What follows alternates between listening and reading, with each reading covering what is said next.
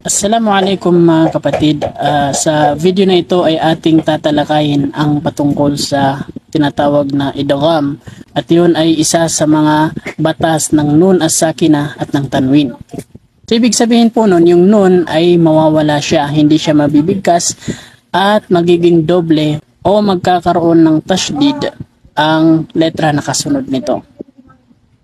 Okay, so kapag yung nun na sukun at yung tanwin, okay, so dito tayo sa nun. Kapag ang isang nun ay walang sukun, walang sign na sukun, tapos ang kasunod nito ay tashdid, may tashdid. So ibig sabihin po niyan, idgham po yan. Ang pagbasa rito, itong nun, hindi po siya nabibigkas at nagiging doble ang kasunod nito. Miladun, yung tanwin kapag hindi po siya pantay at ang kasunod nito ay may tashdid, okay?